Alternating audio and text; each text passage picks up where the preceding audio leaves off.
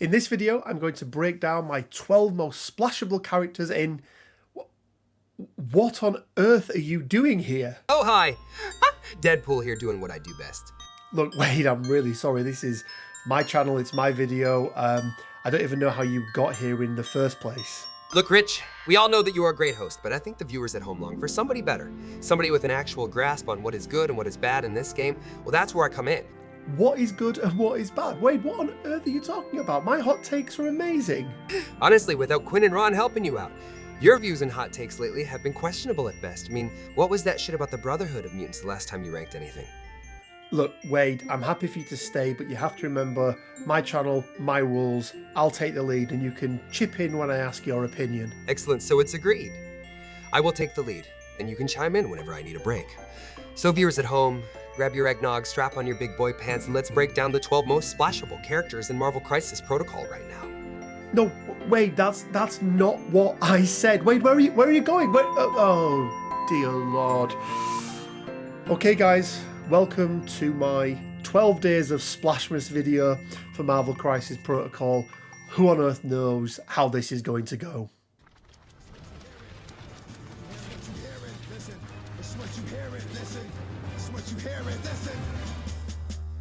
X gon' give it to you. Wait for you to get it on your own. X gon' deliver to you. Knock, knock.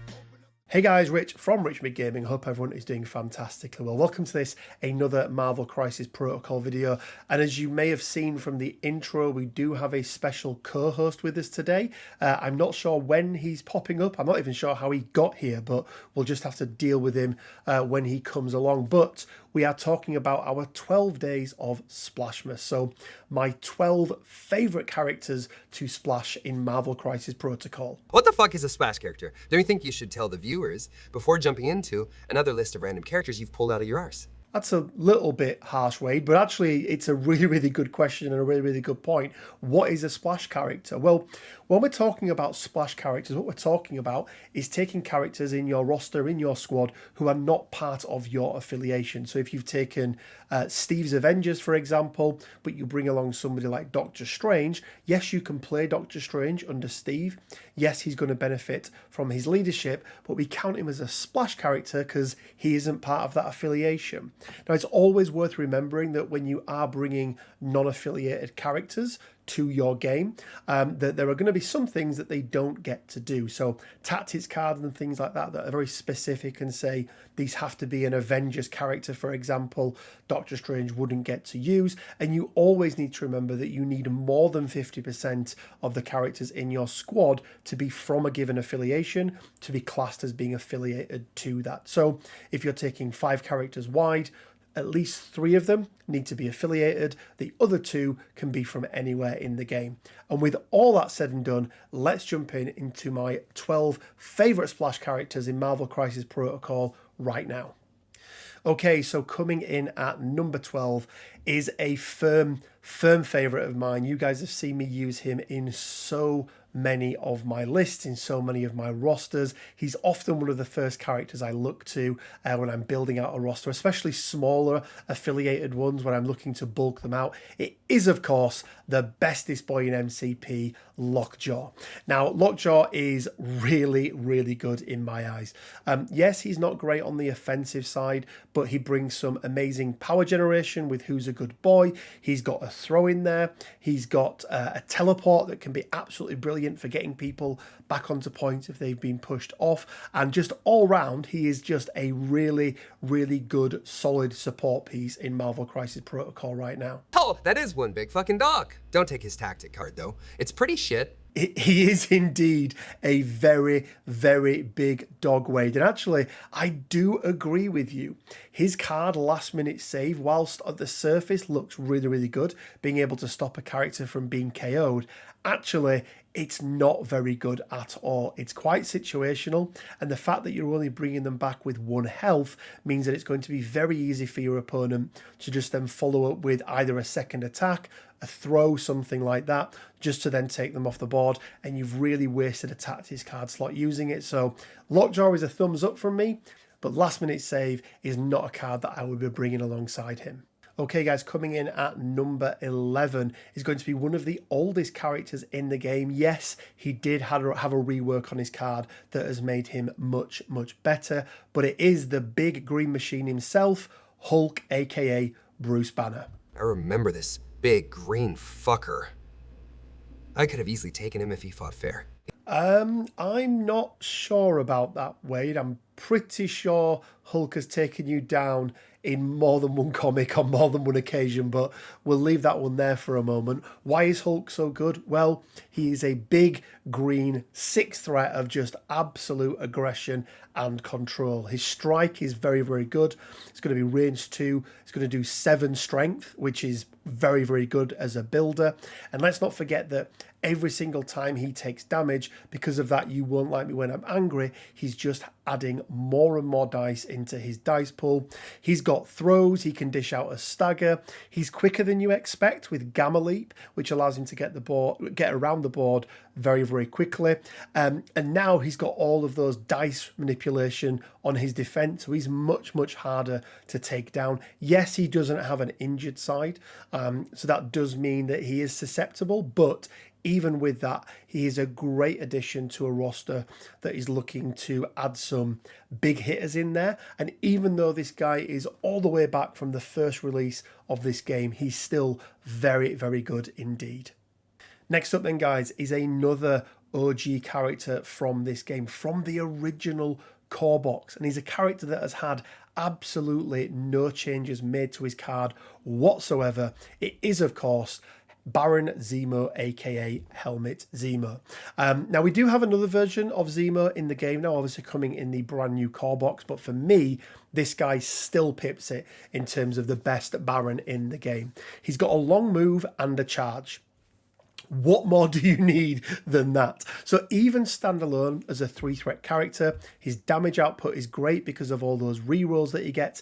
And as I mentioned, he's a long mover and he does have that charge as well, which is really, really good, especially on a 3-threat character, meaning that if you can get 1 extra power into him, round 1, there is a chance that you're going to be able to do a charge and an attack and then another attack round 1, potentially dazing one of your opponents. But on top of that, it's his strategic genius that in the right map setup, giving those extra rerolls to every single one of your characters, both on offense and defense, is really, really good and really just helps you dish out as much damage as possible, or indeed get the best defense rolls possible.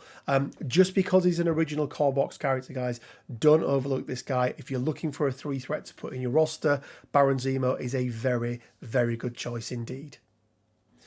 Okay, guys, coming in at number 10 is a character that has been a firm favourite of mine, even before he got his glow up. And now that he's learned how to use shields like everybody else, he's even better. It is, of course, Taskmaster, aka Anthony Masters. Why is this guy so good? Well, first of all, he is a rogue agent. Why does that make him good? Well, it means that when you're building out your squad, he counts as an affiliated character when you're building them out. So especially for those smaller affiliations where they've only got access to a handful of characters, he's really, really good because he's a 3-threat, meaning that you can fit him in extremely easily, but he's a splash character that you can bring in as part of your affiliation. So he will count towards that more than 50% that you need.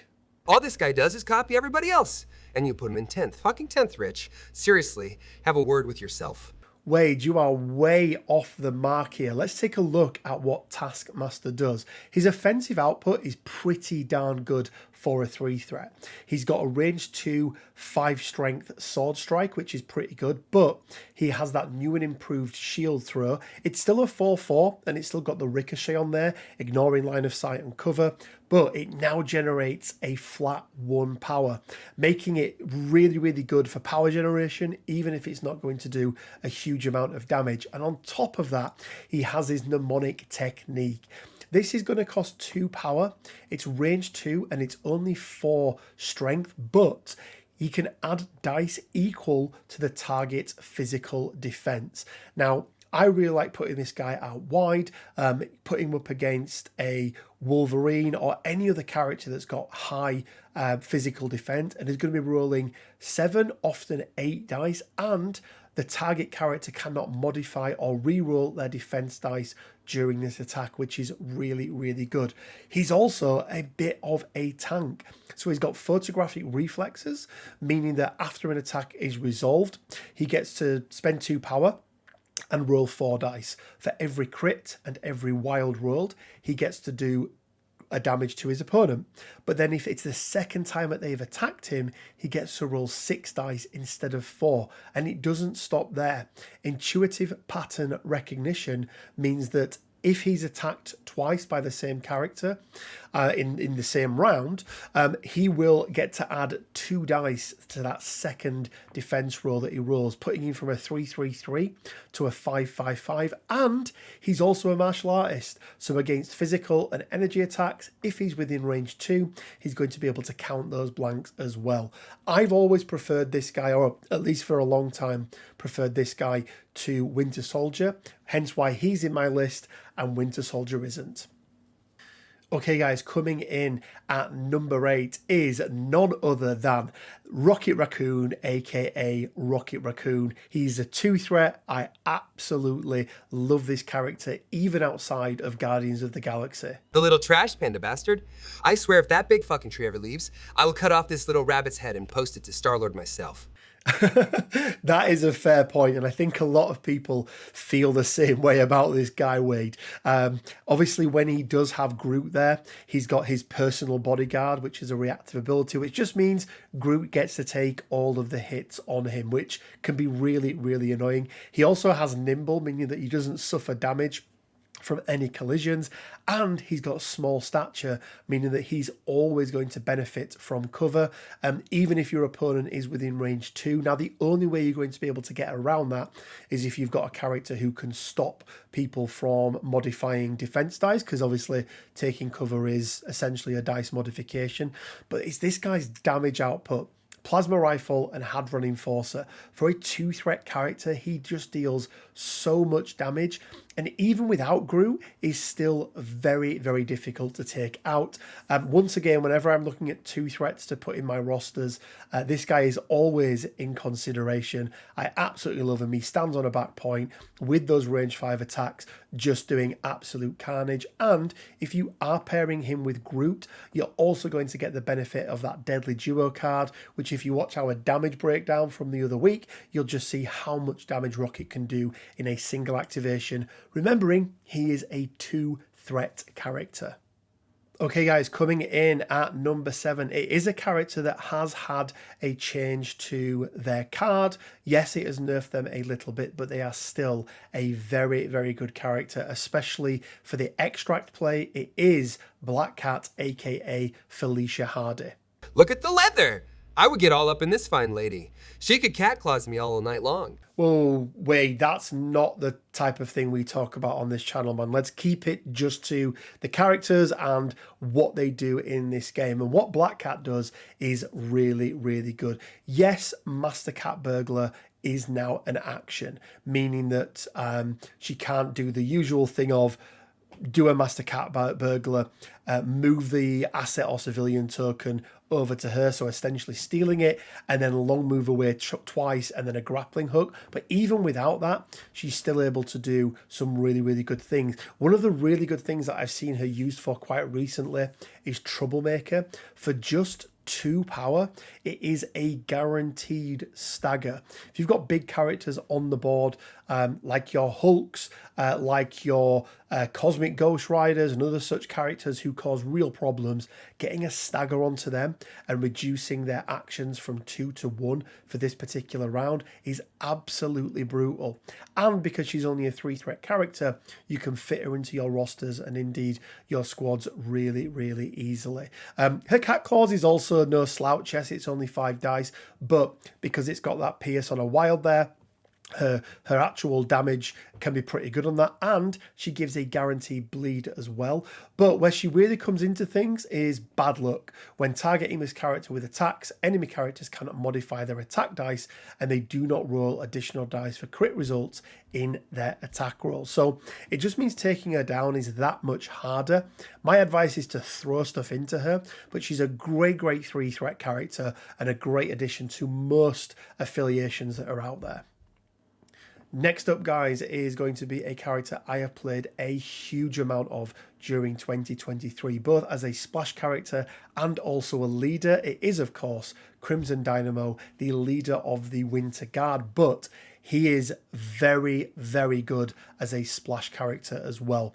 That electric blast that he has in combination with his place that he can do means that even though it's only a beam 4, he's able to dish out so much damage with it. And even if you don't get the damage off, that shock on a wild can just absolutely cripple your team. He's also got some really, really good defensive tech with Disruption Field, meaning that your characters are just going to stay alive that little bit longer. And him himself has Carbonadium Matrix Alloy, easy for me to say, meaning that it reduces all damage taken by 1. He's very, very good. He can also generate power himself as well with his overcharge capacitors, meaning that if you don't have anything to do with your second action, you can always generate some power. Again, I like using him as a turn 1 play to generate that power and dish it out using advanced R&D, but absolutely solid character. Highly, highly recommend trying him out in any of the lists that you're taking.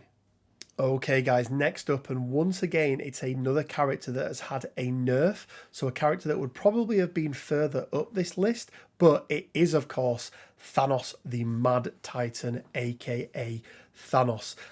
Even with the nerf, and the nerf really came from his cosmic portal, so he can now only use it once per turn rather than each character being affected once per turn. He's still very, very good indeed. I highly recommend taking him alongside the space and the reality. Yes, he can use any of the gems, but space and reality, or Senor Thanos as he's more commonly known, is just absolutely devastating. That cosmic blast, that strike, the extra dice that he's giving characters around him, and the fact that he reduces all damage from enemies, or all enemy effect damage, by 1, not to a minimum of 1, means he's very, very difficult to take off the board.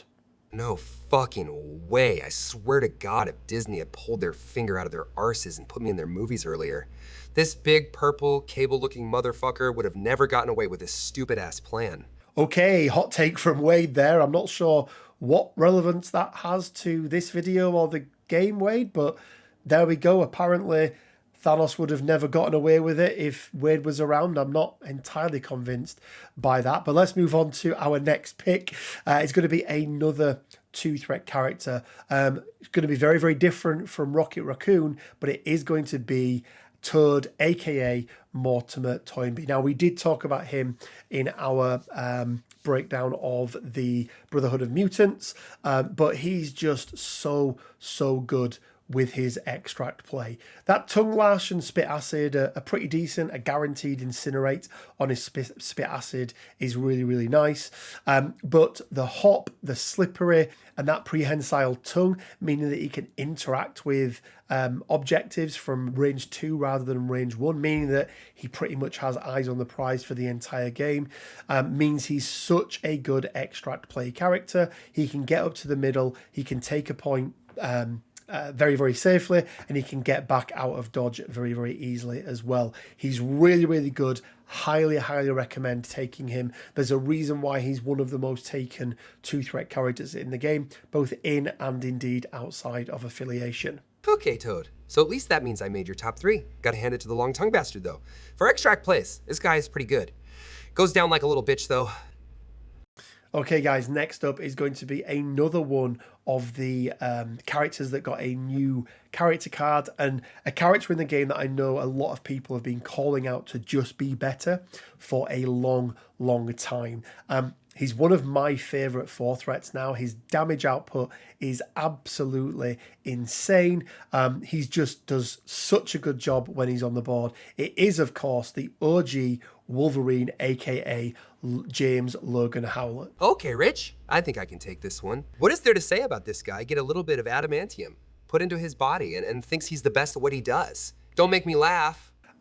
Wade, he actually had a card update. And now there is an argument to say that he is the best at what I do. It's been reduced from a 3 cost down to 2, and it lets him make any attack, so not just an adamantium slash. But yeah, with his card update, he's got so much better. A card update? Wait, so he's actually good now? What? Well, where's my fucking card update? Oh no, Wade, you did get a card update in this game. It's just that arguably you're now a lesser character in this game than you were before. So you're telling me this 5'0" little bastard is now better than me in this game? Well, fuck you, AMG. Whoa, Wade, wait. You are not allowed to say that. You are not allowed to say that. Look, Wolverine right now is really, really good. He fits well in not only the affiliations that you can take him under, Defenders, Avengers, X-Men, Weapon X, X-Force. Technically, you can take him in Weapon X. He's not affiliated, but he's a leader, which is a little bit weird. But you can bring some really nice tactics cards with him as well. Obviously, he benefits hugely from exceptional healing, meaning that he's only going to take 1 damage from an attack. But one of my favourite plays is bringing him with no matter the cost. If you can get 1 power into him, round 1 or turn 1, he can then do a best at what I do combined with the Berserker barrage. He'll take the 3 damage from the Berserker barrage, but then using his healing factor, he'll heal up 2 at the end of it. So essentially for a net 1 loss of damage, he's able to do a 7 dice Berserker barrage round 1 with a throw on the back end, and let's not forget counting each of those wilds for 2. It's absolutely brutal, and he is now very much the best at what he does. Okay guys, moving in to our top 2 and just missing out from the top spot. Yes, I know he is not the most liked character in this game, but we can't ignore just how good Frank Castle's Cosmic Ghost Rider is. Rich, believe me when I say I speak for everyone playing this game. We hate this guy. He is utter bullshit. We need to nerf him into the ground. I will agree with you to some extent, Wade. This guy is probably due a nerf in the next coming months. He's just that little bit too good, especially when he has that psychosis token and he counts failures in everything. So attack, defense, and dodge rolls. Maybe if that was changed to just attack, he would be better, because it means, he wouldn't be better, but it would be better for the game. Or indeed, if those chains of Sitarak were reduced to once per turn rather than once per character per turn. That would maybe bring him in line with some of the other characters, but I think even with those, his ability to get around the board and just cause absolute carnage is not to be sniffed at. You know, he's at a point in the game now where for most people you need to put some sort of tech into your rosters to be able to deal with him if you are coming up against him. He's extremely egregious in the affiliations that he's part of, namely Black Order and Guardians of the Galaxy, especially in Guardians with those rerolls from Star-Lord. But even outside of there, you put him into some other affiliations where you can get extra power onto him just to make sure he always keeps that psychosis token, or even something like Steve's Avengers, OG Steve, where he's able to use all of his superpowers for 1 less, or even new Steve, where he's able to change results. If, you know, especially on his Power Cosmic Penance stay, where he changes all blocks to fails. This guy is very, very egregious. I do think he is in line for a nerf, but right now, guys, he's a very, very good character to take along with you, and one that if you haven't played him yet, he's also a lot of fun to play as well. Less so against, but again, if you can tech up for him, you can definitely outmaneuver him. But yeah, he gets my number 2 spot for this particular roundup. And coming in at number 1, guys, it is probably no surprise. You see him in so many rosters at the moment. It is, of course, Beta Ray Bill, aka Bill. And you picked this horse-faced motherfucker as your #1 pick. What's so good about this guy anyway? Yeah, I did pick him as my number 1, Wade, and there's a reason for that. He's a 4/4/3, he's a medium base, medium move, but when you combine him with Eyes on the Prize, a card that he is guaranteed to be able to use round 1 every single game you play, because whilst he's not Asgardian, he is blessed by the Allfather. It means that he can pay 1 power to use this. He can move medium, and because he's that medium boost, medium base, medium move, he can walk up to a midline point, pick it up and walk back, keeping himself safe from anything like Deception, any Thanoses that he's coming up against, or indeed anybody like Cosmic Ghost Rider who can just pull him towards him. Bill is an absolutely great 4-threat character, and there are many other reasons why you're seeing him in lots and lots of lists. Stormbreaker is okay, dishing out stun is really, really nice. Summon the Storm coming up against a character that has flight. 6 dice being able to reroll 2, including failures, means his damage output is really, really good on that one. And he's dishing out a shock on a wild as well. God Hunter is an attack that I don't find myself using a whole bunch, but that's because it's really designed to be taking out those big, beefy characters. He's going to get to add dice equal to the character's size, so it means coming up against a Sentinel or Dormammu, he's rolling 10 dice, but even against a size 4 character, he's rolling 9. And on a crit hit wild, he gets hurl, and he gets to throw the target character medium. It's omnidirectional, and of course, there's no size limit to it as well. He's also got the ability to throw terrain and enemy characters of size 4, and he has those Corbonite cybernetics, meaning that if he spends 1 power, he gets to reduce all damage by 1. And again, it's not to a minimum of 1, but it is not just for enemy effects. It will work on neutral effects as well, or indeed allied effects. So if he's getting hit by a beam or something like that, he can always spend 1 power and just reduce that damage, making him much, much harder to take out. And he also has Honor Bound as well. And actually, let's not forget, he's immune to Bleed, Incinerate, and Poison. Incinerate for me being the biggest of those, especially on crisis like Demons, where that's going to be dishing it out automatically. He's an exceptional character, and if you haven't put him into your rosters yet, I highly, highly recommend doing so. I can't think of any situation where you wouldn't add to an existing affiliation. Maybe X-Men is one where you don't see him too much, but yeah, even in X-Men, you could make him work. He's absolutely solid, and as I say, combined with that Eyes on the Prize, he's going to do a huge amount of work for you turn 1, going up, getting an extract, being completely safe, and then being able to come back to your back line, meaning that nobody can get hold of him. And there we go, guys. That is my breakdown of the 12 most splashable characters in Marvel Crisis Protocol right now, according to me. Well, Rich, thanks for all of your insight. But remember, I think we all know who the best character in this game is, whether you forgot to put me on your list or not. We hope you've all enjoyed the video. And remember, if you don't want this jolly man in a red suit turning up to your house on Christmas Eve instead of Old St. Nick, make sure you have liked, commented, and most importantly, have hit that subscribe button. Well, thanks for that, Wade. No, you didn't make the list, but look, you're still a pretty good character in the game. I still love you, and I'm sure everybody at home still loves you as well. But he is right. Make sure you have hit that subscribe button. Make sure you've liked and commented. It's really, really appreciated. We are on the road to 6,000 subscribers, and my plan is to try and get there by the end of the calendar year. If we can do that, we're going to have a big giveaway in the new year. Also, make sure you check out the Discord as well. It's completely free to join. There's lots of people on there now, nearly 1,000 people on there. We talk MCP, we talk Shatterpoint. It's where we announce all of our events. And speaking of events, we do have our timeline event coming up. So if you want to know more about that, head over to the Discord. But we're going to be running our first timeline event using all of the new rules, just really trying it out.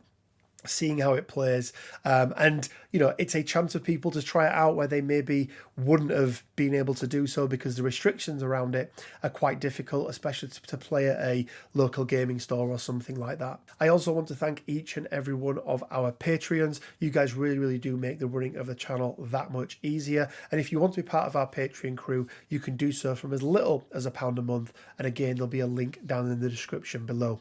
And as always guys, it leaves me with just enough time to say stay well, keep safe, and until next time, bye for now.